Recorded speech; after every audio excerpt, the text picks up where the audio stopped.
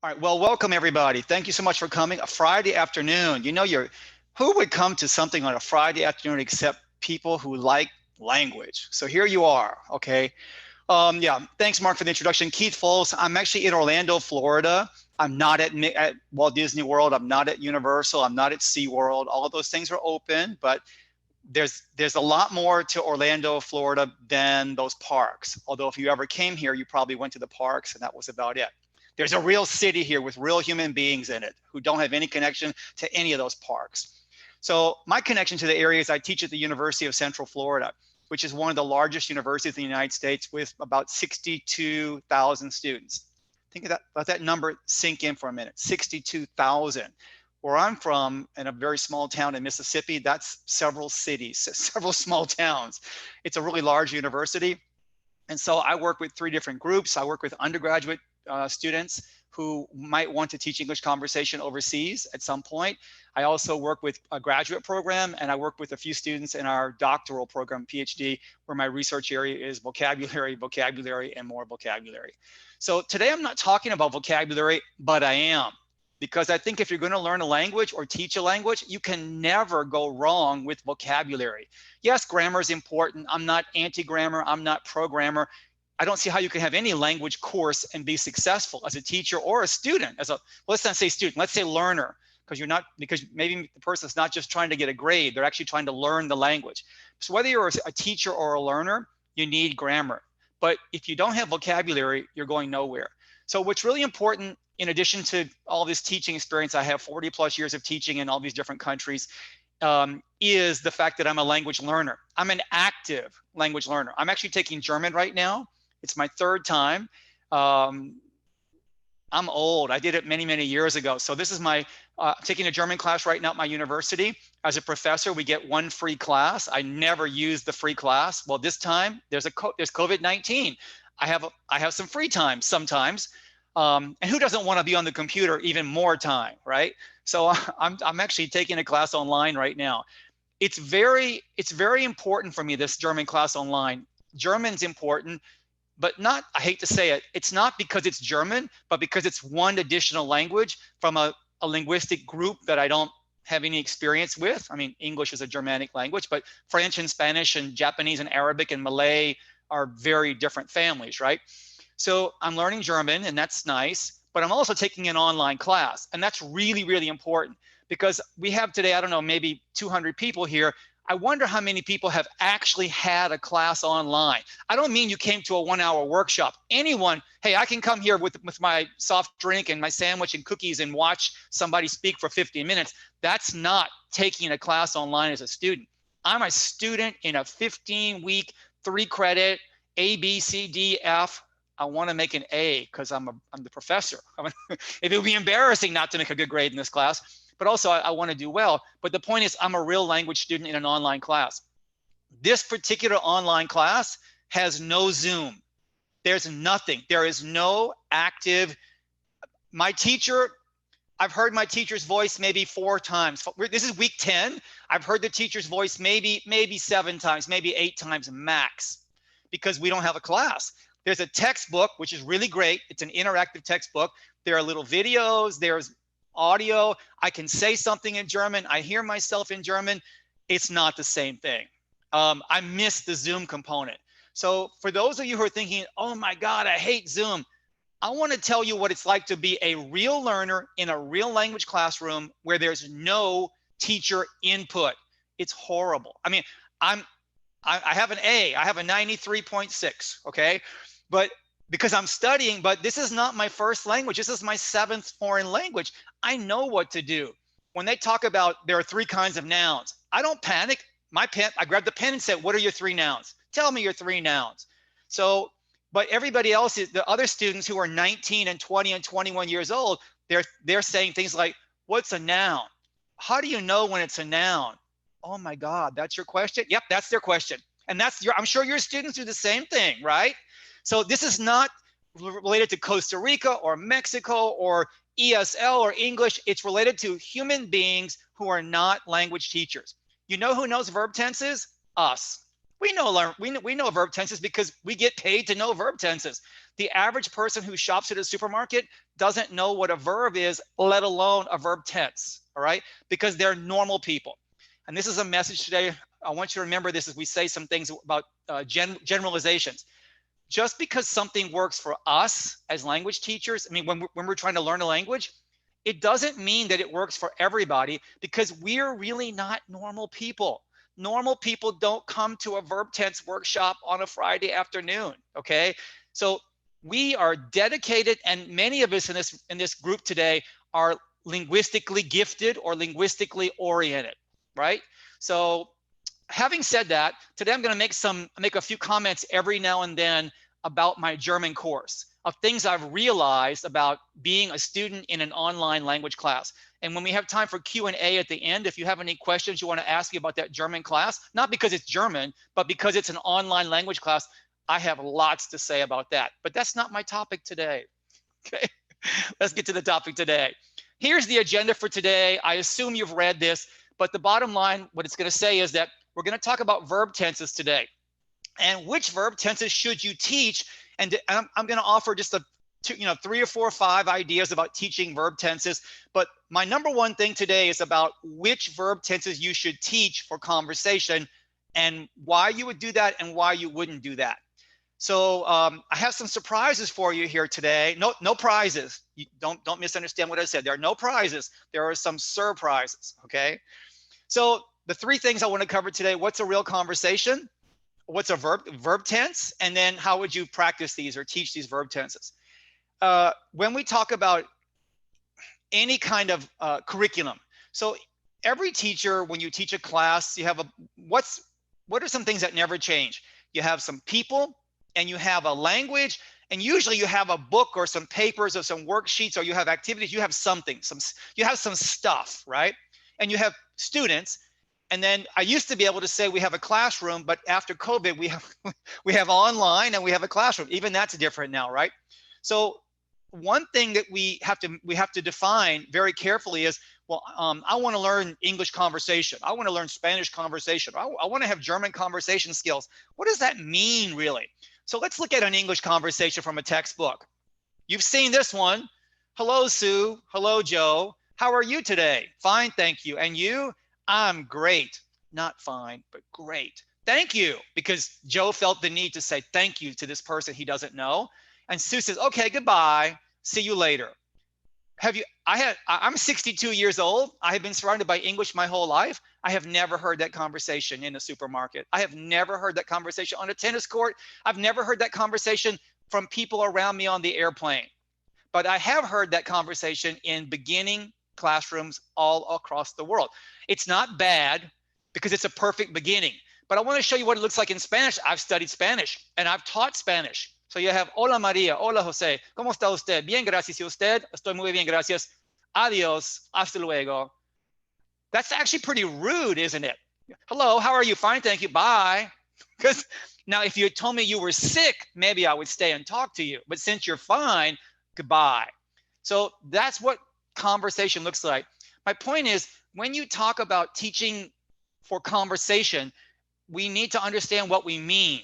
So is this real conversation? It is real conversation for level 1. It certainly is, because we can't do a real, hey, how's it going? How's it going? We can't start with an ing in the middle. No, we have to start with something more basic. But in a moment, I'm going to do something in Spanish, and I want you to remember this conversation here. So today I'm going to talk about some things that come from one of my books that Mark mentioned called The Grammar Answer Key. Later on, I'll tell you how you can get a copy if you want, but this book has 100 questions. I spent over 10 years collecting it. It's the 100 questions most commonly asked by students. And today's talk is really about one of these questions. It's question number 67, which says, a student says, which verb tenses are the most common in English? And really what they mean is, which ones are the most important to study? Because I'm too lazy, or I don't have time, and I don't want to study all of that. So can you tell me which ones are really important? So when someone asks about verb tenses, they are really asking about any kind of verb form that can appear after a subject. In English, there are 12 verb tenses in English, but there are also 2 forms of modals, And I'm going to call this simple modals and perfect modals. You may have a different name, but the simple modal would be like can go, could go, may go, might go, must go, should go, had better go. And the perfect is going to use have, not in the sense of tener, but in the sense of haber, right? Like, so could have gone, should have gone, must have gone. Now, you could divide this 2 ways, 3 ways, 5 ways. I chose to do it 2 ways. So this is just my system. And that gives us 12 plus 2 kinds of modals in general, based not on meaning, but based on form, and the imperative, because I could say, open the door, please, or tell me your name, or let's do this now. So there are 15 possibilities. What does that look like? Well, here's what I want you to do, everybody. Could you just choose, you don't put in the chat, we just keep your number. Choose any number between 3 and 15, all right? So Betsy, Lily, Mark, does everybody choose any number you want, and that's going to be your number. All right. Now, everybody has a number, because that's not the hard part. Okay. Now, I'm also, in doing this presentation today, I want to give you some ideas about teaching online. So with Zoom. Now, you see how I have a pink box at the bottom of my screen right now? Everybody see the pink box? Pink box, you didn't even notice the pink box. Or maybe you thought, oh, pink, what's it there? And you stopped. Pink box, and this is a teacher-to-teacher secret.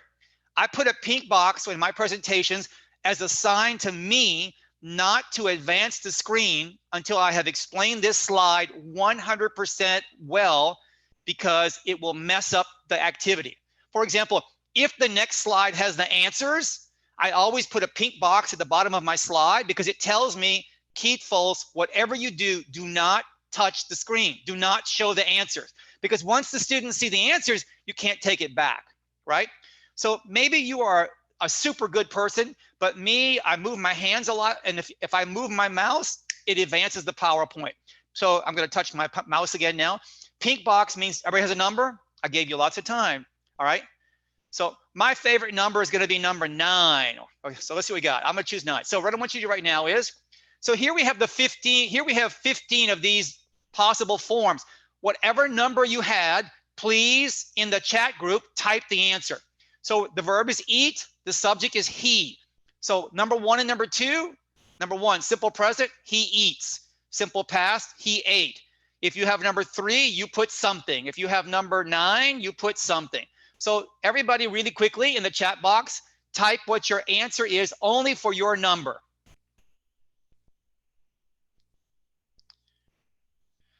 Okay, here is another teacher-to-teacher comment about teaching online.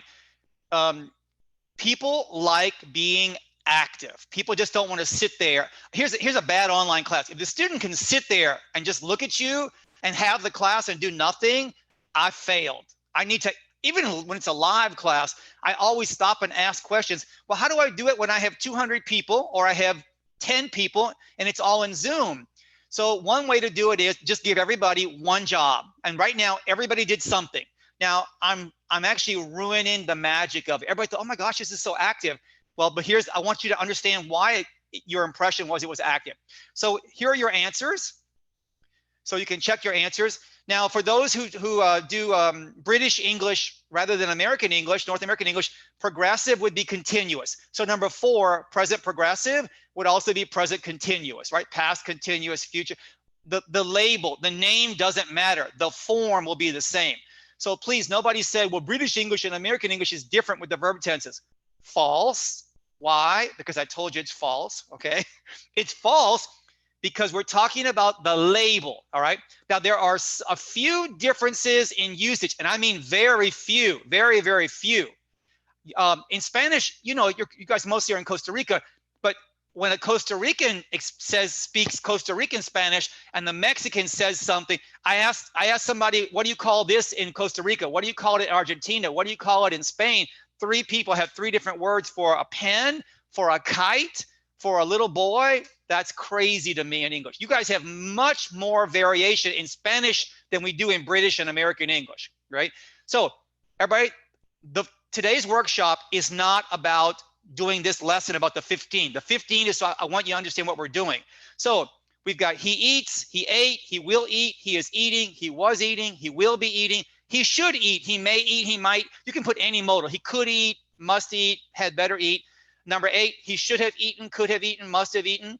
Number 9, he has eaten. 10, had eaten, will have eaten, has been eating, had been eating, will have been eating, and then eat. Please eat. So yeah, this is not very exciting. This is not the lesson. The question we have as teachers today is, we have 15 possibilities, and you're going to teach me English conversation, and I don't want to pass the TOEFL. I don't want to pass IELTS. I don't want to write an essay. I just want to be able to go to Miami or go to, I don't know, London and speak some English. I want some basic English. Which of these 15 do I need? Do I need all 15? So if you're a grammar-aholic, like I am, you might say, yes, you need all 15. And I would say, why? And you would give me the wrong answer and say, because there are 15.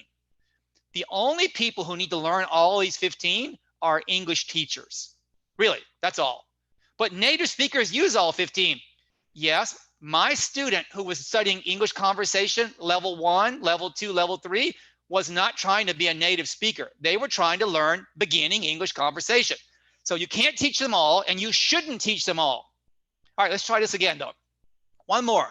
Take your same number, try to get with she. So I chose a little bit more irregular verb here, a little bit. So in the chat group, do one more time. Now this teacher to teacher, this might seem like too much, but it's important for what we're going to do in a moment. Again, today's workshop is not about your ability to do what we're doing, but we're going to look, I can't talk about these 15 and tell you which ones are good and which ones are not so useful to teach if you don't know what I'm talking about. That's the purpose of this activity. Here are the answers. Check your answers. Number 8, I'm not sure if you can see number 8. It might be cut off your screen a little bit. It says she could have driven. Mark, is number 8 visible on your screen okay? Yes, it is. Just okay. The bottom part is slightly cut off, but we can read it. So I'm not going to read all of these. I assume that there are no questions about this because this is just really, 1 + 1 = 2. Again, it's not so easy for the average person, but for an English teacher, it's okay. Now you might, if you're an English teacher, you say, well, I don't know all of these. Well, if you're teaching level, lower and intermediate levels, that's okay. A lot of these verb tenses are not common. They're not common in English. They're not common in Spanish. Yeah, well, what do you mean Spanish? I'm going to show you that in a moment. So how do you decide? How do you decide what's frequent and what's not frequent? And you might say, well, it's in my textbook. Ooh, bad answer. Bad answer 10 years ago. Bad answer 5 years ago. Maybe it's an okay answer right now, because now most textbooks use or take advantage of something that we call corpus linguistics, which is the people who write the books. They don't. 10 years ago, you know how I write books? I sit in this office late at night and I need a sentence for the word I see, and I write I see a clock because there's a clock. I have a computer. Whatever's in my office at 2 a.m. when I'm writing the book, that's what's in chapter 7 in your textbook. That's how it got there. But now textbooks use big databases of actual language. Not what you think and not what I think, but what real people say. The people who shop in supermarkets, the people who write essays in a university class of history, for example. I'll talk more about this a little bit later. So in the chat area, and let's see, I'm gonna move the chat over. So in the chat area, here's my question for you. Have you ever taught Spanish, not English? How many of you have ever taught Spanish to an English speaker? And I don't mean, oh, my husband is American, I taught him how to say, ¿Dónde está el baño? That's not teaching, okay? And many people tell me, I know, I studied Spanish, I know cerveza and taco and baño, and then and te quiero. Because when we order tacos, we often use te quiero in the same sentence, right? That's what they remember from Spanish class. All right. A few people, yes. Ricardo said yes. Okay. Okay. I see Yanina also. So some people have and some haven't. And so today, I know that most of the time in these workshops, we use English. I'm going to use English examples, but I'm going to use a lot of Spanish examples also. All right. Let's go on. Now you see my pink box? That means Keith Folse. Cuidado. Ojo. Don't go to the next screen. All right. So what about your native language? You guys are teaching English to Spanish speakers, and a question I get asked often is, but what about translating in class? What about translations? Well, first, I don't know you. I don't know your English, and I don't know your students. And I don't know your boss, who might get angry if you speak Spanish in class. I don't know. I don't know all of these things. I don't know. But what I do know is that for me, this is just me, myself, and I. We're a team of 3, okay? For me, myself, and I, when I teach, I don't translate, but I translate indirectly. For example, if I'm teaching English to some beginning Spanish speakers, and I have a choice, I want to say something like comenzamos, all right? And so it's level 1. And then we have the word begin, and I say, let's begin. And maybe people don't know the word begin. So I stop and I write on the board, B-E-G-I-N, and then I will write equals, and I don't write comenzar, but I will write equals commence, because commence is an English word. Why did I use the word commence? Because I know, because I speak Spanish, I know that commence will look like comenzar. So commence is a cognate. It's a similar word. So I'm not translating, but I am translating, right? So I think that it's okay. I heard a speaker many years ago say what I think was the most brilliant thing about translating. And this person said that it is foolish to pretend that our students don't have a first language. When I go into class, maybe they don't have a pencil, maybe they don't have a computer, maybe they don't have a book, but everybody has a first language.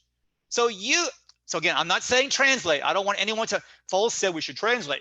That's not what Folse said. You need to check listening comprehension. That's not what I said. What I said is, that for vocabulary, I think it's a good thing. When I'm learning these German words, I want a translation. I don't want you to explain the difference between pen and pencil in 10 minutes of German, because it's just, I don't understand what you're saying. Just tell me this means pen and this means pencil, right? But my point is, we want to take into account the native language, because it makes a difference whether you're teaching, for example, in the United States where I'm teaching English.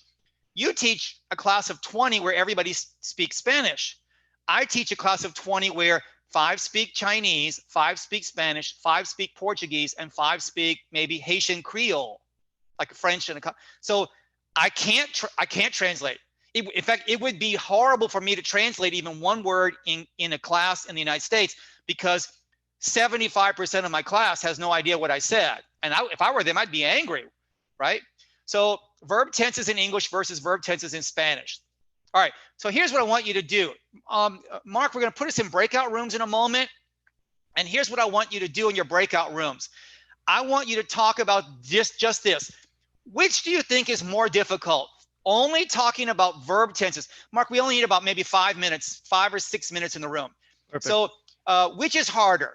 Is it harder for an English speaker to learn Spanish verb tenses, or is it harder for a Spanish speaker to learn English verb tenses? I want you to tell which one you think is more difficult, why, and be specific. What is hard? Be specific. Please don't say Spanish is more difficult because Spanish is from Latin. English is from German. Sorry, what's your point, right?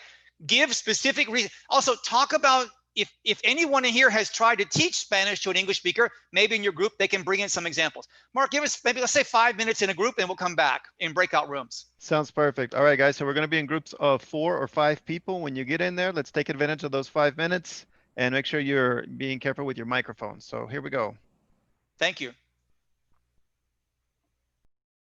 Well, how did everybody do? So I'm sure we have too many people to hear everybody's answers right now. But if we had only 15 people or 20 people, I would now say, well, what do you think? And what do you think? But in my group, it was kind of split as to what's happening. People said, well, there are hard parts about each one. And one thing that was mentioned in my group was, I didn't say this, but 2 or 3 people said this, was that when people start learning Spanish, they don't do the endings. Like if the word is pintar, meaning to paint, they say yo pintar, tu pintar, el pintar, right? And I know when I have taught Spanish in the past, I had one student one time with nosotros, he wanted to say nosotros pintars. He puts it S because he says nosotros is plural, so we have to put an S on. No, that's not how it works. He said, well, what about libros? I said, yeah, but that's not a verb, that's a noun, right? Oh my gosh, it's going to be a very long semester, right? So that's what you did with that. So here's my question we didn't talk about is, all right, so you talked about which one's difficult, but which verb tenses do you really need? Not which verb tenses exist. I think all of us, one big message today is that there is a huge difference between verb tenses that exist in a language and verb tenses that you actually need to do something. And what does to do something mean? Just open your mouth and speak. We're not trying to write a paper. Here we're trying to do conversation. So simple present tense. Here are some examples comparing with English and Spanish. So English and Spanish, you have eat and comer. Now, first thing, in English, you've got the I, you, he, she, it, we, you, they. And then in Spanish, you've got all of these, and then there's no it. Now, you can say ello. Nobody says ello, please. So no one says that. And then you have vosotros. So the first thing that I would do is when I learned Spanish, I decided 30 years ago not to learn vosotros. I will not learn that. Why? There's no reason, because I don't know anybody in Spain. And if I get on an airplane now and go to Spain, I can use usted with everybody because I don't know anybody. I can use tú if I want to be friendly, and I can use ustedes for everybody. Oh, I forgot ustedes. I'm sorry. I'm missing one. I'm missing usted from, oh, wow. Oh, Spanish has more. It doesn't fit on the slide though. Okay. You see, Spanish is worse. Okay. So I decided not to do that. But look, we have all these forms, and I tell you, an English speaker goes, oh my God, como, comes, como. What's happening here, right? And so it turns out in English, there's only 2 forms, eat or eats. And then in Spanish, you've got 5. All right. Well, it's 5. Yeah, it's 5. And in English, we have 12 verb tenses. Spanish, you have more verb tenses than we do. Because you have like estaba comiendo and you had comía también. You know, so that's, and then you have the ube ido and abi. Oh my gosh, you have e ido. You have all these things we don't have in English. So you have more tenses than we do in English, and each of your tenses has multiple forms. In English, simple present has 2 forms, and that's all. All of the other tenses basically have 1 form. Past. So let's see. Let's go to what about? So first, sorry, I got ahead of myself. Irregular forms.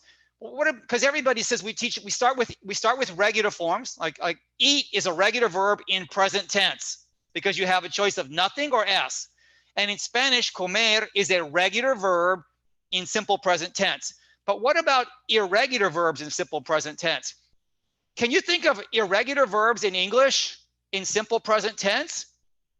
So here's my question. How bad is the problem? How big is the problem of irregular verbs in English in simple present tense? The answer is it's not a big problem. The problem is the verb that everyone needs to learn first is the verb be. And be is the worst irregular verb in every language I've studied, every language, all right? So in English, you've got be, which becomes be plus am, is, are, was, were, be, been, being. So be in English has 8 forms. Most verbs have only 2 forms or 3 forms. Yeah, 4 or 5 forms, because you're just not going to have that much variation here. All right. So look what happens here. In English, we've got the verb to be, am, is, are in present tense, have, and has. And then you could say do and go. But to me, do and go are not really irregular because any word that ends in O adds ES. It doesn't matter whether it's a verb or a noun. And then a word like try, if it's a Y, the Y changes to IES. But it's not just verbs, baby, babies. That's a spelling rule. If it ends in CH or SH or X, we add an ES. That's not verbs. That's anything in the English. That's a spelling rule. So to me, which ones are really irregular? The verb to be, which is horrible, and then the have. But even have with a has, okay, he, she, it, we don't say H-A-V-E-S. The V-E gets cut and drops out. You keep the H, A, and the S. So it's kind of in the same idea. Look at Spanish. Come on. My favorite is ir. Del verbo ir tenemos voy, vas, va, vamos, van. ¿Dónde está ir? ¿De dónde vino B de vaca? What is this crazy? Where's this from? Or saber becomes sé. Why not sabo? Why not? Why not? Why can't you do that? And then you also have verbs like conocer, where it's only irregular in the yo form. So yo conozco, but everything else is normal. Welcome to Spanish. So Spanish is a very interesting creature. It is. English is an interesting creature, but in simple present tense, for me, the winner of most difficult is Spanish by far. So the next time your students complain in beginning class, oh my God, English, you show them slide number 17 from this presentation and say, you think you have a problem? You're teaching a high school class. You think you have a problem? Do you know what high school English speakers have to do in Spanish right now? Show them tengo, tienes, tiene, tenemos, tienen, all right? And then say have and has. I'm sorry, I do not feel sorry for any Spanish speaker learning simple present tense in English. No, sorry. No, not sorry for you. But what about simple past tense? All right, eat becomes ate. This is irregular. So you've got ate, and you've got comer becomes comí, comiste, comió, etc. Right? And I forgot the usted. Sorry, because you would have usted comió and ustedes comieron, right? All right, and then when you look at it, in past tense, we have only one form, and you have 5. In English, the past tense of every verb, it doesn't matter irregular or irregular. If you put ed, it's ed for everybody, like want. I wanted, you wanted, he want, for everybody. And then in Spanish, no, quise, quisiste, quiso. Oh my gosh, it changes for everything. So in English, there's only, when you learn past tense, it's like learning a new vocabulary word. Eat changes to ate. Go changes to went. Done. Go, went is so one of your students says, English is crazy. How do you get a W from a G and go? How do you get fui from ir? How do you get fui from boy? Okay. You tell your students that message. So what about irregular verbs in simple past tense? English has many. English has many irregular verbs. But in English, if you Google irregular verbs past tense English, you will find 500. But that list is not words we use. These are words from, Shakespeare times that nobody uses. And this is not because it's 2020. They didn't use them for the past 200 years. There are only about 150 verbs that are super okay common, but inside of that, there's a list of about 75 verbs. If you learn those 75 verbs, and you only need to learn one word. What's the past tense of go? Went. What's the past tense of take? Took. In Spanish, what's the past tense of tomar? Tomé, tomaste, tomó, toma. Oh my gosh. No. I'm sorry. English wins here. English is the winner for helping people not have headaches at night after the language class. And this is for the teacher also, okay? So here's what I want you to do. I'm going to have an activity coming in a minute here, Mark. So let's plan a language course. So, okay, we have 200 teachers today, and everybody says, I don't like this book. I didn't choose this book. Okay, teachers, I'm going to let you plan the course. You are the new academic director, and you're going to make the course for your language class. So let's plan a language course for students. Now, here are some questions, and I have done this many times, and you probably have also. So here are questions in my head. What's the new language they're studying? In your case, it's English. In my case, I'm learning German. What's your goal? What's the student, not your goal, what's the student's goal? My goal, realistically, is to pass the class. That's my goal. But my real goal is I would like to have some basic German conversation because I have friends in Germany and I will never be able to have a full conversation with them from one course, but I would like to be able to do more than taco, baño, te quiero, all right? So what's their current level? Are they 0? Are they like A1, A2, beginning, intermediate? How old are they? So the youngest students I have ever taught were 2nd graders, so 7 years old. Teaching 7-year-old students, children basically, is not the same thing as teaching adults. So I'm not sure by a show of hands, like I've taught children. How many of you have you taught children before? Teaching children is different. We don't say, class, today's lesson is about present perfect. Says no child wants to hear that. How big is your class? Do you have 2 people, 10 people, 20 people? Is there a curriculum already? Do I have a textbook? And now a new question is it face-to-face, or is it online, or is it a mixture? All right. So, all right, here's what we're going to do. We're going to teach Spanish as a second language. I'm not doing English today. I'm doing English after. But the example for conversation today is coming from Spanish. And so your job is, this is your situation. Okay, welcome. So Jason, Mark, everybody in the class today, all the teachers today, you have a class of 15 students. They all speak English, and they have A2 Spanish knowledge, which is like upper beginner. So, or you have 15 students, 5 are Chinese, 5 are English, and 5 are Portuguese speakers, but they also have upper beginner level. So when you go into the class and say, hola, ¿cómo están? Everybody knows what you're saying because they have basic Spanish already. And but if you say, ¿qué hicieron ayer? It's like, what? Muy bien. No, ¿qué hiciste ayer? Muy bien. They have no idea what you're saying. Why are they learning Spanish? These students they're not trying to pass a test. They want to have conversation in Spanish. They want basic conversation. Here's my question. Which verb tenses will you teach them to speak? Now, at this point, in the chat group, if you want, you can type what verb tenses do you need in Spanish for basic conversation? And I'll give you 30 seconds to type a few things there. So you're typing things there. And what verb tenses, Mark, I'm gonna need you to tell me what the people are saying. I'm losing, I don't see that one right now, chat. I see, I got it now. You got it, okay. I see present and past, thank you. I see future. I see a lot of present, past, future. That's all. Continuous, modals, imperatives. Yasmin says that. Let's see. So yeah. So you see, here's what's happening. So present perfect, like he ido, has ido, que has hecho. But here's the thing. We have 200 people here today. The problem is 200 people have 200 different opinions. You have an opinion, I have an opinion. But your opinion is worth, vale, 0. And my opinion is also worth 0 because we don't want an opinion. 20 years ago, 30 years ago, we would write a curriculum, we would write textbooks based on opinion. Me, as an experienced teacher, at 2 o'clock at night writing your book, we don't do that now.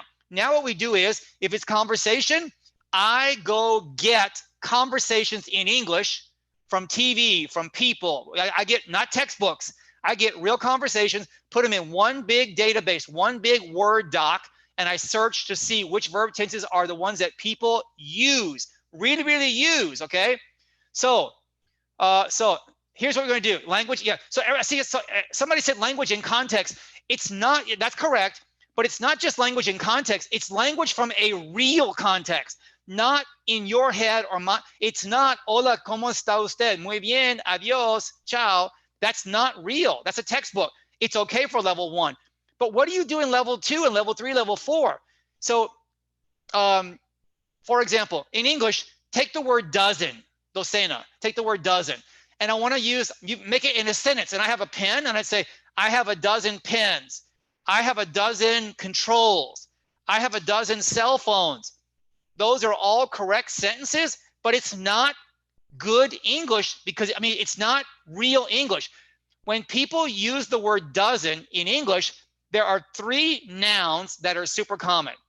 A dozen eggs, a dozen donuts or cookies or something like you eat, or a dozen roses or flowers. Those 3 nouns occur super frequently in real English with the word dozen. So you want to teach things like that. You don't want to just put dozen with any noun. It works with almost any noun on paper, but in the real world, that's useless. So if I teach my student the word dozen and I say a dozen donuts, a dozen eggs, a dozen people, maybe, I mean, even people might be a little strange. If you teach them that phrase, then when they leave your class and go into the real world or turn their TV on or turn on their video or their favorite song and they hear English, when they hear the word dozen, they're probably going to hear not just dozen, but that phrase. So you're actually, it's not just teaching a context, it's real language in a real context. So I need the verb tenses in Spanish. What are we going to do? All right, this is what we're going to do. Does anybody know what this is? Anybody know these people? Some people, I see Rocio says yes. If you know what this is, put the name of the show. It's a soap opera. Telenovela, yeah. Yeah, baby, that's what we're doing today, all right? So how do I get real conversation? Well, it's very difficult to get real conversation. So what is a good substitute? The telenovelas.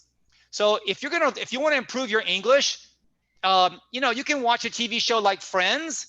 That's good. But it's kind of fast, right? But if you watch the telenovela, it's a lot of it's you. Oh, she doesn't love you. Why? Where did she go? It's people. It's he, she, it, we, you, they.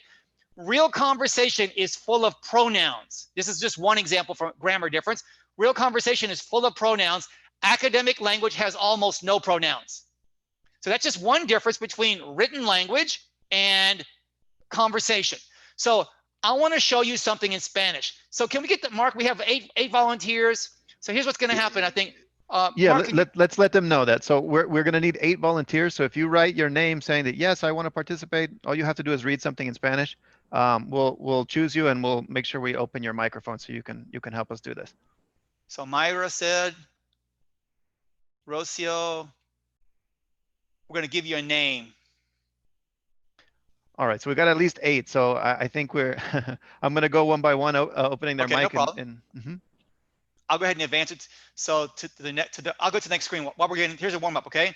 So it's called Médicos Línea de Vida, capítulo 64. Wow, can't you sense the drama already? Don't you want to know what's going to happen tonight on this show?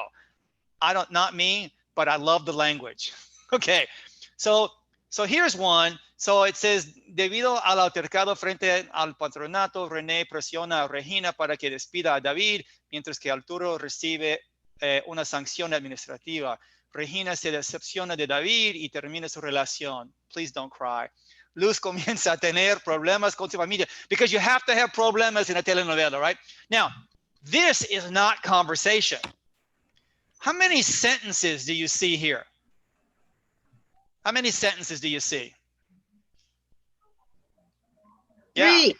Yeah, 3. Yeah, 3. I see there's 3 because one, I see administrativa,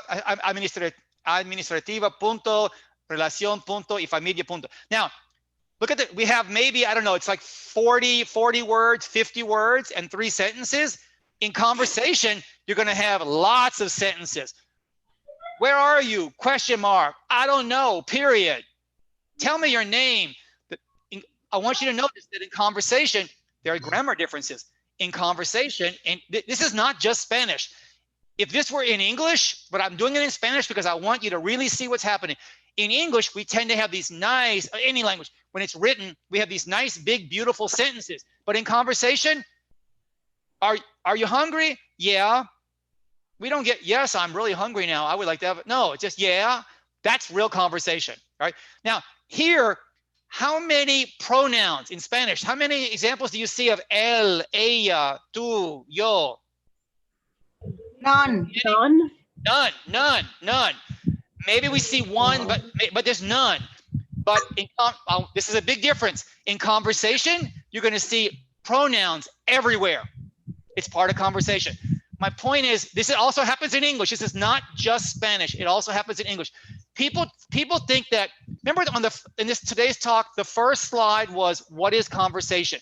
People think that conversation is just, it's informal, it's relaxed. It's like reading something slow, quickly. No, conversation is different it has different grammar. It's different vocabulary. People don't use altercado and sanción and they don't use presión. They don't use the word presiona in a conversation like that. This is it's almost academic looking the way it's written language is. Okay, here's what we have. So is everybody ready there, Mark? Yeah, so we have Enrique Nunez. Well, everyone who received the invitation to unmute, you guys should be ready to go. All right, so 8 people are going to read this conversation. We have 3 slides, okay? Everybody else just listen to the drama, all right? Good luck, everybody. Regina begins. So unfortunately, we we have the 8 people, but they don't have their roles yet. So what if we go back to the list before? We only have one man, so we'll say Enrique will be David. Could you go back one slide, Keith? I'm sorry. Yeah, oh yeah. We can see that. All right. Shaslin, you can be Regina. Okay. Adriana Chavez, you can be Constanza. Katia Marlene, you can be Patricia. Natalia Molina, you can be Cynthia. Rocio, you'll be Rene. Virginia, you can be Arturo. And Mayra, you'll be Andres. Okay, got it. Everybody okay? Okay. Yes. Okay. Thank you so much for volunteering. Here we go. Ready? So Regina begins. Hey, David, ¿qué te pasa? Who's David? Ricky. David, ¿qué te pasa, David? Okay, bueno, suéltenme. Okay, and Renee says, De ahí. ¿qué es Renee? Renee says, basta, escúcheme, ¿qué les pasa? And David says, Que Arturo me cambió las indicaciones de un paciente. oh my God. And Arturo says, Eso no es cierto. ¡Ya! O sea, ¿de verdad por eso se están peleando? ¿Qué pasó, Arturo? ¿Qué pasó? No sé, Regina, no sé, ¿verdad? No mientas, Arturo. No estoy mintiendo. Seguro que fue tu error por nunca fijarte en lo que haces. Patricia. A ver, yo creo que lo mejor es que ya nos vayamos. Cintia, ¿estás bien, hija? Sí, yo estoy bien. Pero, ¿insistes en quedarte en este lugar? No es el momento, papá. Vámonos. Well, that was real Spanish. Now go back. I want you to focus just on the verbs. What verb tenses? Now you might say, this is just a telenovela. You're correct. We would never make a curriculum based on 3 slides. We would get maybe 100,000 words. Yeah, 100,000 palabras. We would get 100,000 words of a collection from a telenovela, from a TV show, from different things. Put all of that together, and from that, that's called a corpus. A corpus is a collection of language. So it's not you, it's not me, it's the corpus. C-O-R-P-U-S, okay, corpus. A corpus is like, it's cuerpos, it's a body, it's a collection of language. It's real language for a real purpose. That's a corpus, okay? So what do you see here? What are the verbs? Pasa, suelten, escuchen, pasa, cambió, pasado, ¿no? Es, and no verb. But look see how short they are? We got 1, 2, maybe 7 sentences here already. And then look what else you see. Están, pasó, sé, mientas, estoy mintiendo, present progressive, 1. Seguro que fue, haces, and then creo, es, vayamos, estás, estoy, insistes, es, and vámonos. So remember that big chart of all the verb tenses? We don't have 15. We don't have 10. I don't think we have 5. We have under 5. All right. So let's compare. So now I want to emphasize this, please. This is in Spanish, but if we did it in English, we would also have the same result. I didn't do it in English because I want you to see how this is not just English, it's universal. And this is how I think it's the best way to plan your class with verb tenses. Start with a reason. Don't start with the grammar book. Don't start with the internet. What do your students want to do? Do they want to be able to read a book?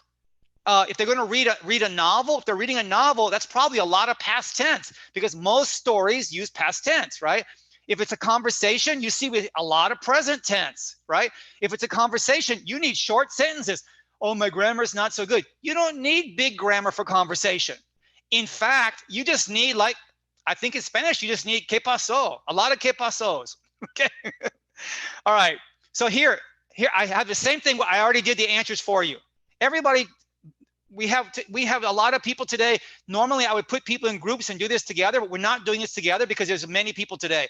But you have access to this PowerPoint afterward, okay? Please one day show your students how difficult Spanish is from the outside because I think it makes people realize, oh my God, English is not so bad, really. Another one's the second slide in Spanish. How many vocabulary? How many verbs do you have? Pelear, pasar, saber, mentir, ser y hacer. There's only 6 verbs here. We got 1, 2, 3, 4, 5, 6, 7, 8, 9, 10 verbs, only 10 verb times, only 6 actual vocabulary words. Conversation repeats things a lot. This is not just Spanish, all right?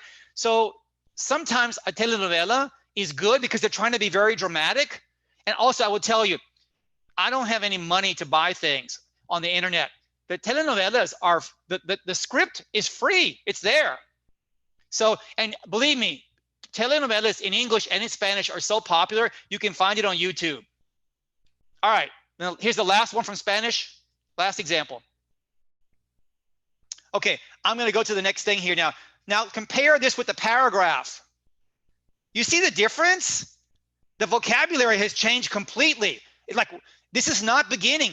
The beginning beginning Spanish has a chance here. Beginning Spanish here has no chance. Like debido a, oh my God, what does that mean? Del verbo deber. But which is more common? Yo debo comer or debido a? So class, today's new word is deber. No, why do you need that verb? Anyway, again, you can study this at another time. I'm trying to show the difference between spoken language and written language. Every telenovela, every capítulo, every episode has a small summary of what's happening, all right? So let me show you this very quickly. I think I may have shown this in a previous PowerPoint, Mark, when we did this earlier with some of the teachers, but here is some research at my university. I want to show you what 2 of my students did. This is not conversation. So this next part is not conversation. This is academic writing. So I have a student, she's from, a guy, he's from Saudi Arabia. And for his thesis, for his master's degree, his question is, in academic writing at a North American university. So, you know, the same in Costa Rica. In Costa Rica, if you're taking history or science, you have to write in Spanish, correct? Well, in the United States, if you take a history class, you have to write a paper in history. If I take English class, I have to write a paper, you know, literature, I have to write a paper in English. So the question is, my students that I teach they don't want conversation. Most of them want academic English because they want to enter the university.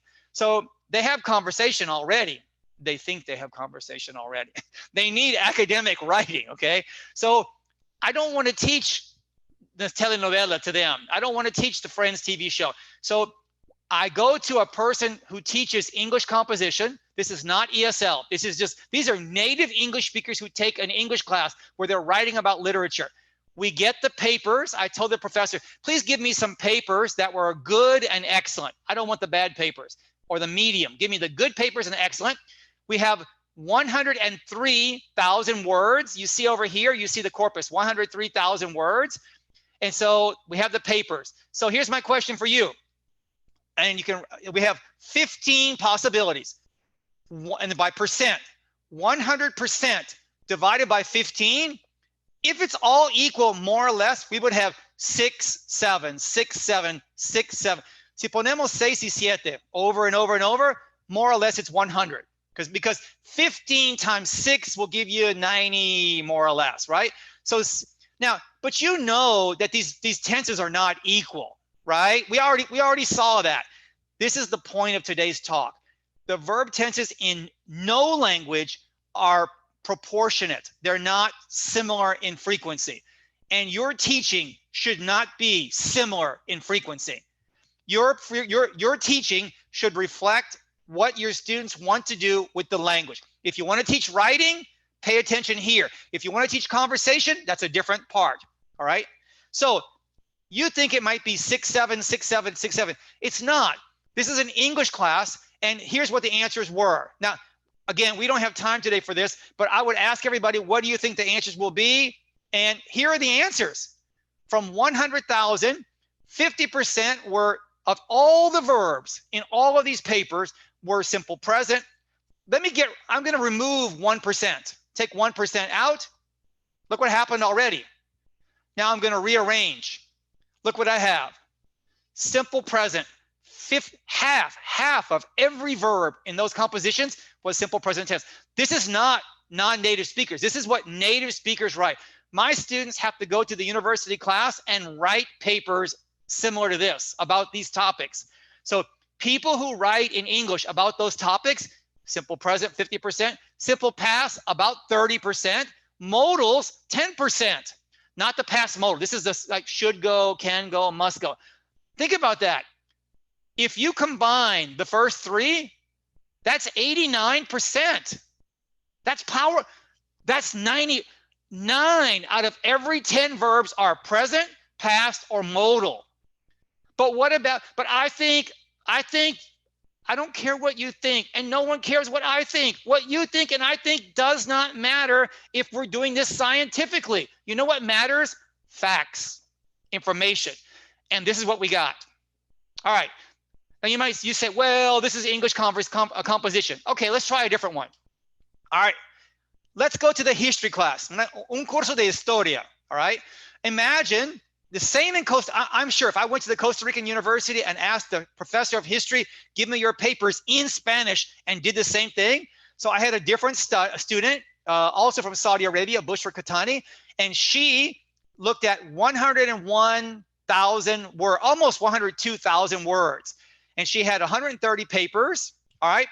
What do you think happens? In the chat group, what do you think is going to happen? What verb tenses do you need to write papers successfully in a history class? What do you think? So Adrian asked a question. Do you have similar data about spoken language? I do not have that today's presentation, but I'm happy to send that to Mark, and Mark can distribute that to everybody. Okay. Okay, so the reason we don't have data from conversation is it's very, very difficult to get conversation on paper, because the telenovela is not, is it a real conversation? We think it's a real conversation, but we don't know. These are real papers, right? So that's the problem. So what I would tell you is that I've read a lot of research on this, and there is research showing that in the TV show Friends, and you know, many people know Friends. Also, Friends, the transcript is available for free on the internet. Friends, the language used in Friends is very similar to real conversation. All right, and Friends is also okay. There's never any bad language. They talk about sex sometimes, so I can't use it with a high school class, and I don't want to use it with my university students. I don't want a joke about sex. So if you use Friends, then be careful that you choose an episode, un capítulo, that is, you know, doesn't have bad language or something like that. So what do you think is happening? Mark, let's see what people are saying. People are saying a lot of past. Okay. I will tell you that the number one the number one tense in the history papers is simple past tense. Here's my question. What percent of verbs are simple past tense in a history paper? Put a number. What do you think? 40%, says Jocelyn. I see 60, I see 80, 50. Okay, thank you everybody. Muchas gracias por los números. But these are numbers from your opinion. I'm sorry. What's the fact? Here we go, ready guys? Now, in a moment when I put the number, everybody says, eso es lo que yo dije. No, you didn't say that. Everybody, my point is, we don't know these things. I've been teaching 41 years I've been teaching. And when I see this, I went, oh my God, I have been teaching this wrong for so long. Okay, here are the numbers. All right, eliminate 1%. Cut them away. Look what we have. Rearrange. 44% simple past, but present tense is still almost 40%. All right, 40%. And the modals are 9%. So if you combine the first three, look what happens. In the English papers, in the history papers, 92% from the first three. In the English papers, 89. You see 92 and 89, that's no accident. If we collect more data and more data, because now we have over 200,000 words, but that's still a very, very small corpus. But we have a trend that's emerging here. All right, excellent. All right, so now I'm going to move. I have only about some short time here. I'm going to give you 5 ideas for teaching verb tenses, okay? The most important idea is teach verb tenses that your students need. Not that you think's important or your director thinks important or the Costa Rican government thinks is important, unless they have to pass the Costa Rican exam. So if the government of Costa Rica writes an exam, then your opinion doesn't matter. You know what matters? The opinion of the people who write the exam. And that is not unique to Costa Rica. That happens everywhere. It happens in Florida, the United States, where I am. Do your students want to pass an exam? Do they want to understand songs? Do they want to write emails? What do they want to do? That's how you decide which verb tenses. If they want to write emails for business, then you collect 20 emails from different companies. That should be easy to do. Just write a company. Can you please give me one of your emails? All right. And here's an email, and you can study the email. Number 2, please start with passive things. I say this as a person who's studying German now. Please don't ask me to produce in the first exercise. The first exercise should be so simple that I have a chance of getting it right accidentally, okay? Please help me. Please help me appear half intelligent, okay? I'm a student in the German class. I'm confused sometimes. What is she doing? What are we doing? What's happening? What did the book say? Please start with something like this. Tomorrow is Monday. My pet is a cat. My father and I are ready. My car needs 4 tires, all right? And also, you see those verbs? Verb to be plus need, those are high frequency verbs for me. All right, idea number 3, scrambled sentences. I love scrambled sentences. Now, if the sentence has 8 words, don't make 8 pieces because I'm a beginner. And also, if you have a sentence, for example, my name is Keith. My name is Keith, 4 words. If I make my name is Keith, now I have two answers. My name is Keith, period, or Keith is my name, period. And if you tell a beginning class, there are 2 answers, that's confusing to a beginner. In a beginning class, there should not be 2 answers. People want 1 answer. Why? Because I'm confused. I'm a beginner. Help me. So if the sentence is, my name is Keith, then I would put my, 1 piece. Name is, 1 piece, Keith. Or, well, my point is, my name is Keith. Like 3 pieces. But if you put a piece the more pieces you put, there's a higher chance that there are multiple correct answers. I know that you say, well, they're going to practice linguistics. I'm not trying to practice German linguistics. I'm trying to understand what's happening. I'm lost. Help me be not lost. Idea 4. If you're serious, you means a student. If the student is serious about learning a language, you have to produce output. In my German class, I don't have a chance to do this with a teacher. I know this sounds crazy, but today I was playing tennis. When I'm playing tennis in between points, I'm trying to say something in German. Like, how do you say I have the ball? How do you say my name is Keith? I know you said my students aren't going to do that. Some of your students will do it. Try to say something in your head. When I studied Spanish, and they say, okay, Keith, the new word today is docena. Really, docena. I write D-O-C, okay, docena. The teacher's talking, and in my head, I'm thinking, hay una docena de lápices or huevos, lo que sea. In Spanish, every time I learn a new word in Spanish, even now, my Spanish is pretty good. When I learn a new word in Spanish, I never write the word down and go, okay, because I stop and try to make an example in my head. Can you say if you have a teacher, right? So I use German example, and now I practice with Google Translate. So I have Google Translate open to English and German, and I'll say, okay, we studied about cats. I'll say, I write in English, I have a cat. I think, how do I say I have a cat in German? I try to practice, and then in Google Translate, I write, I have a cat, and the German appears. I don't do 20 of those. I just try to do 3 of those. You might make it an assignment for your students and just tell the student if they want extra points and say, tell me what are your 3 sentences that you learned in English. You don't need to read every sentence and spend time. Just give a check mark to the student for submitting 3 new sentences. My students will not learn that way. Some of your students will not learn, but some of them will learn new vocabulary. When I do the sentences in German, like when I say I have a cat, the problem is in German, una. There's 3 or 4 or 5 ways to do it. I'm going to make a mistake, but I'm learning how to say I have cat. I'm learning word order. So just because I don't, and I have to tell myself, just because I'm not getting the whole sentence correct, I am improving my German. This is 7 languages. Me han escuchado hablar español y creo que más o menos me defiendo en español, no? So I'm telling you, this works. So idea number 5, tense does not equal time. Just because it's called present tense doesn't mean we use it in present time. A verb tense can be used for very different times and purposes. Teach each separately, practice each separately. I'm going to use present perfect, okay? So present perfect is this.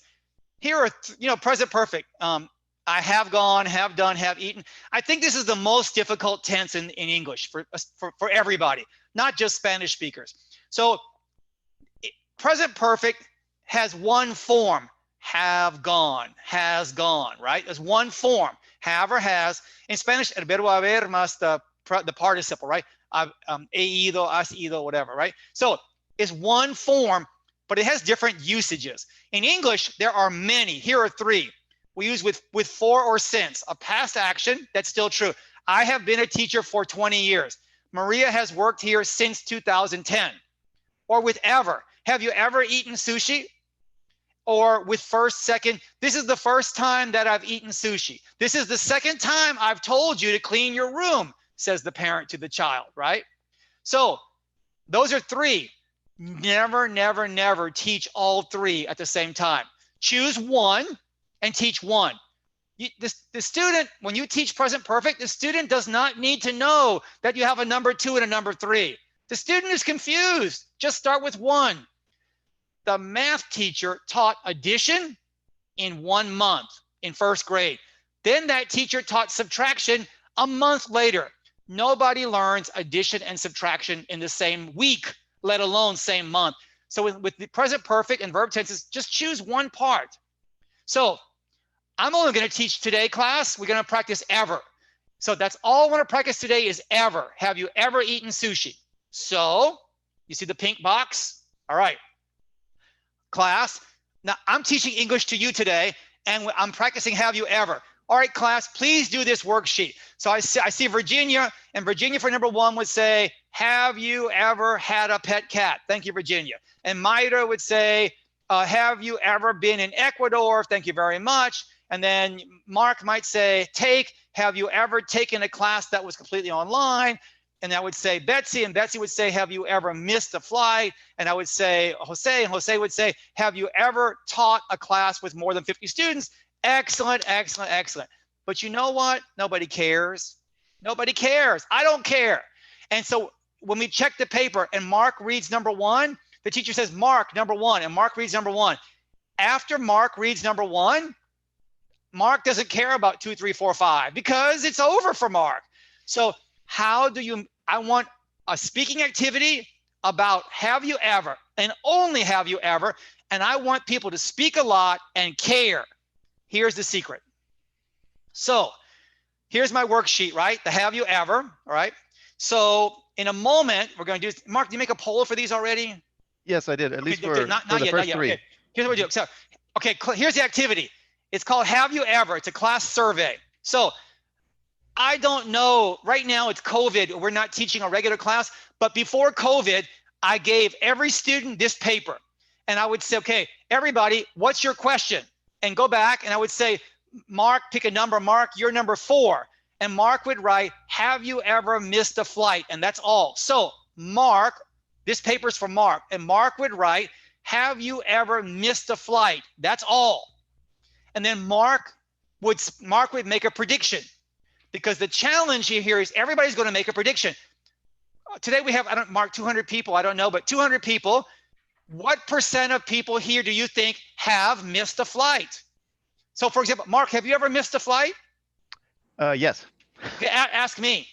Have you ever missed a flight, Keith? Yes, I have. So you see, that's 2. But imagine if we ask 20 people. So in a real classroom, everybody has a paper with one question. Ready, set, go, stand up. But before you ask anybody, you must make a prediction. And I predict that of missing the flights in this class today, I'm going to say 75% of people will say yes. What's the % of yes? I don't know yet, okay? So this is how I do this in a regular classroom, okay? But we're not in a regular classroom. But please, I hope one day we will go back. So save this activity. So here's what I want you to do, though. So everybody, if you could, read the questions. Just take 1 minute and read these questions really quickly.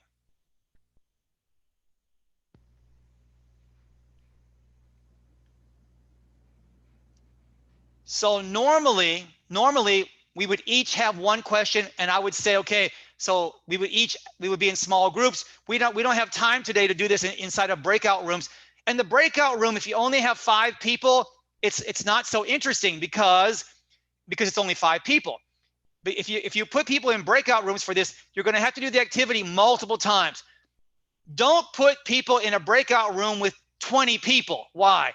Because 20 people in a breakout room, who's talking first? It's very difficult to talk. So what you want to do is in the breakout room, put them in groups of 5. So Mark would ask each person, and then Myra would ask each person, and then Virginia would ask because each person can have a different question, right? Then you go to the next room and do it again. After 10 people, maybe after 15 people. Now, some of you today may be elementary school teachers or high school teachers where you're teaching math. Teach math and English. This is how to calculate percentage, right? 8 of 15 people is what percent? So that's the question here. All right, so here's what we're gonna do. So I'm guessing, I put down some numbers, okay? So here's what we're gonna do. So let's start with the first, everybody in the chat group, in this class today, don't put yes or no. What % of people today do you think will say yes to having a pet cat? How many people today have had a pet cat? Okay, I'm gonna put, I don't know. What %? Okay, we have numbers. Mark, can you do the poll, or do I have to stop sharing Sure. for that? No, I think I can launch it. Just do the first poll for the cat. It's up. Okay, have you ever had a cat? Yes or no? Please vote. After we vote, you can't put a number, okay? Yeah, on the poll, go to the poll. So Ariel and Veronica, Maria, Pedro, go to the, don't write yes, go to the poll and vote in the poll. Well, interesting. Anybody get it correct? I don't see anybody. Yes was 45. Rebecca and Kenneth maybe are the winner. 46. Dakel. Yeah. Wow, I was really wrong. So here's what. How do you make people care about their answer? You make it a test. This is a test. The quiz is the people sitting around you is what's happening. All right. Question number 2. All right. Question number 2, in the chat group, write a number for question number 2, which is, question number 2 is, have you ever gone to Ecuador? How many people have gone to Ecuador? In the chat group, put a number. What % do you think? Oh, I don't know. What % of people in this teacher workshop today have gone to Ecuador before? 5%, well, very different numbers. 5%, 6. Mario's very specific, 6. I like that, okay? 40 is the highest, I think, so far. All right, Mark, can we do the poll now for this one? Have you ever gone to Ecuador? In the poll, what's the correct answer? Oh my gosh. Wow. That is crazy. Look at the answers are wonderful. Wow. So what is it? Zenefe. So Zenefe had a 1%. Yeah, wow. So I think, 5%. So we got Mary's iPhone. Mary's iPhone might be the winner, okay? I think, yeah. So Zenefe at 1% and Mary at 5% are the winners here. Okay, let's do one more. The third question is, okay, in the chat group, the third question is, have you ever taken a class that was completely online? This workshop is not a class. I mean a real class where you're the student.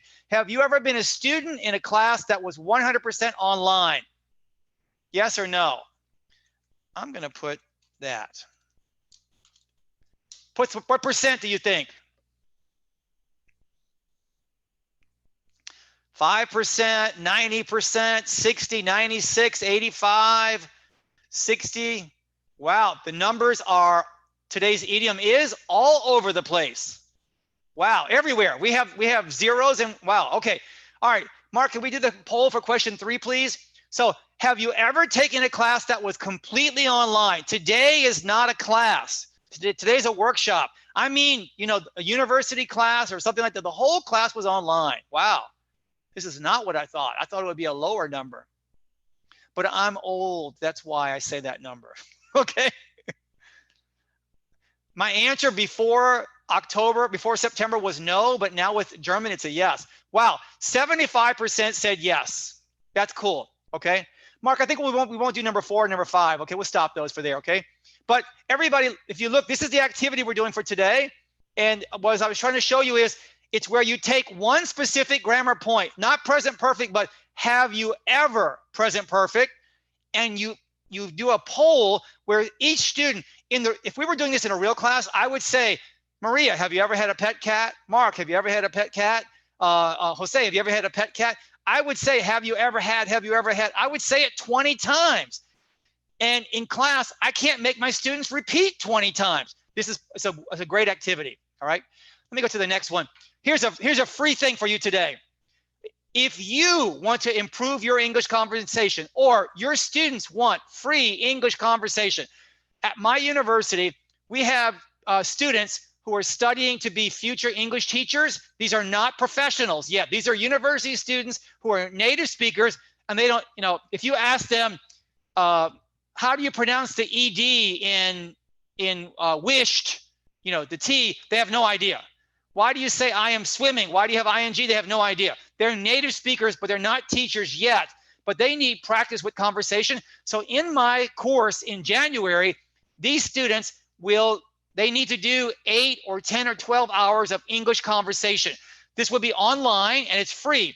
If you are interested, please send me an email to my Gmail address, which I'll show you at the end of the talk again, and just say, I'm interested in the free conversation. In December, don't forget me.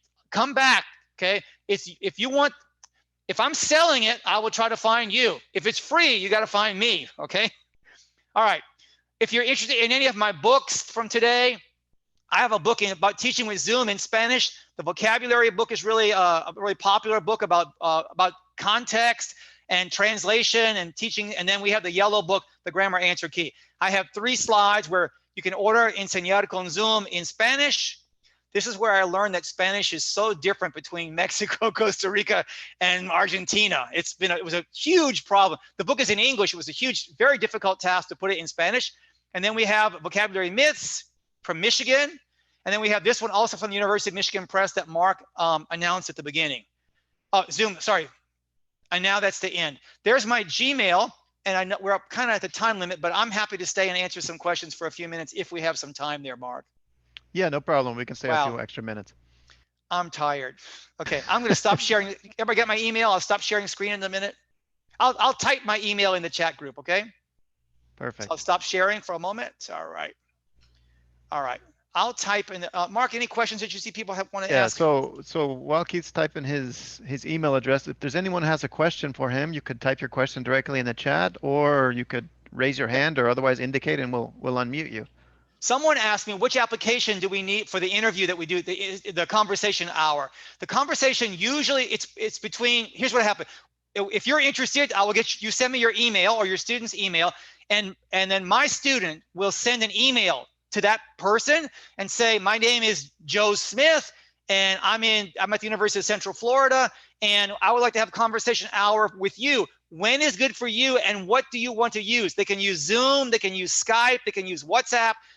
That person and you will decide what the two of you want to use. It's completely up to you. Yeah. So the recorded workshop is coming, yes. Yeah, we'll have the recording ready by Monday or Tuesday, and it'll be in our community of practice. I'm going to go ahead and type here in the chat all the links that you'll need. Shaslin asked the question, do you think it's a good idea to teach your students the names of the tenses? Yeah, so the names, okay, this is a good question because the question really is about grammar labels, grammar. So what do you call these things? So when you're in level 1, it's called present, past, future. You see, because when I'm learning German, forget about grammar. I would like to know the German word for the present. I would like to know the word for past, like this is my past house, my past job, my past friend. I would like to know the word for future, my future goal, right? So sometimes when the grammar word, the grammar label is also a good word to know, that's good. The word tense, everybody expects you to have the word tense. Tense in English means like tensile, right? Tense is horrible. Tense is a horrible adjective. Anybody who's in level 1 doesn't need to know the word tense for English, but they might need it for grammar. The answer to this question is no one knows your students better than you do. Will it help or confuse them? I think many students who are high school and higher, like post-puberty, adult and higher, they like labels. Children absolutely do not care about labels. Children, old MacDonald had a farm, you know, they sing the song. That song is full of and on his farm he had a duck. El tenía. It's full of past tense. But you just need to repeat the song and you learn had. You don't need to know that it's simple past tense. You need to learn the form for children. I think adults like labels. Yeah. The short answer, I would say yes. But again, I'm not teaching your class. You are. So up to you. Lee was asking if you have any sites that you might recommend. I lost the question exactly, yeah, but I think for for corpus. Exactly. Mm-hmm. Yeah, so for corpus. So there's, a site for corpus. If it's conversation and if it's written language, they're very different. So I'll type in the chat group right now. So here, this is the biggest one. The biggest one is if you Google COCA, it's called COCA Corpus English. If you just Google COCA Corpus English and go to YouTube, YouTube has video. COCA is, oh gosh, I'm gonna tell you the wrong number, Mark. I think it is, today my students had 100,000 words and you thought, oh my gosh, that's big. No, that's nothing. COCA has over, is it 500 or 600 million words of language? 500 million words of language, okay? So that's a big one. For written language, there are many. For spoken language, there are not so many. It's not good. It's really not good. So for spoken language, here's what I do. I go to Friends and I go to Friends, I just copy it. I open a Word doc and just copy and paste all the, like, for example, a student says, teach me get, the word get. Get in English is a hard word, right? Like, do you get it? Understand. I get fat, meaning become. I got here at 4 o'clock, arrive. Which meaning is most common? Go to Friends, just copy and paste 10 episodes of Friends into one big Word document and search for GET or GOT and see what you have. See what you get. Ha ha ha. See what you find, right? So, and that will tell you, that's what I do. So for spoken language, I like Friends. I like the telenovelas, the soap operas. Also, when you have a transcript, someone said, I'm gonna call you tomorrow. If I heard someone say, I'm gonna call you, did they write G-O-N-N-A or did they write G-O-I-N-G space T-O in the transcript? Transcriptions of spoken language are very difficult to navigate. That's why there aren't very many. Writing is easy, copy, paste, we're done. Yeah. So Enrique Nunez has a question. I'm going to ask him to unmute his mic. Enrique, whenever you're ready. Forgot, no. No, my question is, well, I've noticed from the beginning, at the beginning you mentioned that it's okay, to translate sometimes for vocabulary purposes, the words for students. And I was thinking, how about translating verb tenses? Because I know that there are some inconsistencies in the translation between one language to another, but when the student is, when the student knows about Spanish, for example, and it's just a Spanish student learning English, how good do you think it is for us, for example, to teach or to translate verb tenses in that case? So that's a really good question there. So how good is it? How useful is it to translate things, especially when you have all the same language? You have all Spanish speakers. I think it is useful. Here's one problem though, that especially beginners, and when I say this, it's almost every time, even if you're intermediate, when you learn present perfect in intermediate, you are a beginner with present perfect, right? The first time people learn something, they expect it to be one-to-one. And we know, all of us today are experienced, English, Spanish, we're at least bilingual today, right? And some people have 3 or 4 languages, but all of us who are experienced language people, we know that it's very rare for one verb tense to match exactly, right? So here's one. In Spanish, it's very hard for English speakers that we want to use future. We want to do going to. In Spanish, you use like, mañana tengo un examen. Mañana, ¿quieres jugar mañana conmigo? Or tennis, right? No, mañana juego con Jose. In English, we can't say, tomorrow I play with Jose. We can't say play. We say am playing, right? We use present progressive for the future. So when you explain these things, I would explain it 2 things. I would say, don't try to teach all of the different usages. Teach one, teach the most common one. How do you know which one's most common? You have to trust yourself here because we don't have the corpus data on this really, right? So in my German class, it would be horrible if I don't have a translation. Can I tell you something? There's a German video, the YouTube videos, and it's called Learn German with Anja, N-A-N-J-A. You see it's in the chat group. Learn German with Anja. Everybody, when you have a chance, go to YouTube and watch her, because it's in German and in English at the same time. Now I'm gonna show you another one. Is German with Jenny. A little alliteration there. German with Jenny. Oh my gosh, they're such great teachers. It's not linguistics. It's just when Anja, here's my favorite thing. When Anja and Jenny give an example sentence, I stop the YouTube and I write it down, because every example sentence, as an experienced teacher and experienced language learner, I think, oh my God, that is the best sentence ever. So if the example is about book, then don't say, and I only know present tense, a native speaker would say, I'm going to read a book tomorrow. Oh my God, I'm a beginner. What are you doing? You need to say, I see the book. That's all I can do, right? But with translations, again, talk about translations. They are very aware that they're teaching beginning level German. And when they give examples, they don't go outside of present tense. And if they put one in past tense, it's because they believe you studied past tense already. But they don't use weird examples. Every example, when they give an example of a verb tense or a verb or a vocabulary word, everything, they don't give this big example. They don't give us big context. I love these 2 teachers. I want to be Jenny. I want to be Anja. I'm serious. That's my model. Because when you watch them explain a word, like, oh my gosh, that is the perfect explanation for a beginning German student, me. So when you translate, yes, but here's one caveat, one thing to be careful about. When you start using Spanish in your class in Costa Rica or in Mexico, wherever you are, and you're young, I'm old, people might be afraid of me because they see I'm older. When I started teaching, I was 20 years old. I was the same age as my student.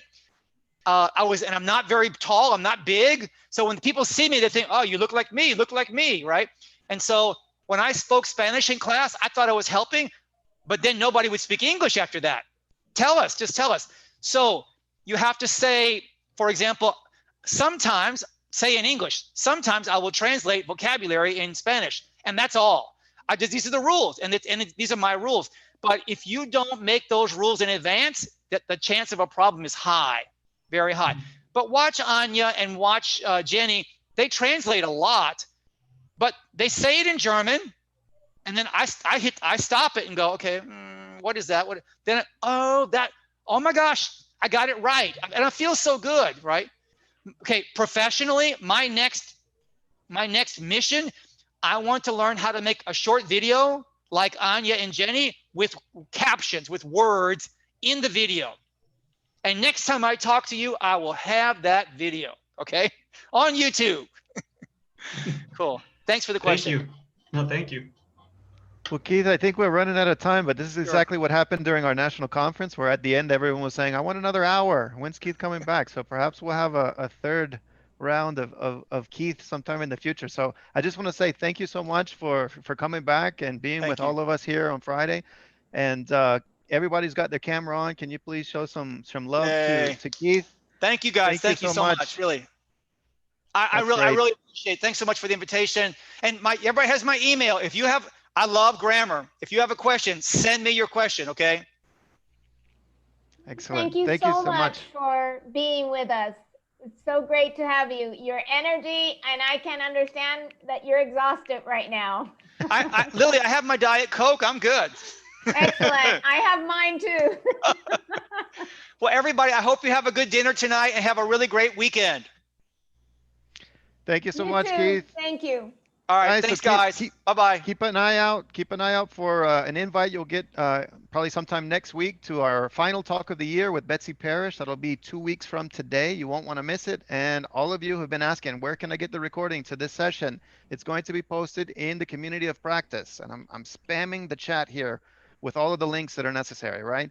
So there's a link to join the community of practice. And then once you're accepted, there's another link to enter. If you have any difficulties with this, just contact any of the organizers and we'll walk you through it. All right. So thank you so much. And as Keith said, have a great weekend. We'll see you guys next time. Okay. Thanks, guys. Bye-bye.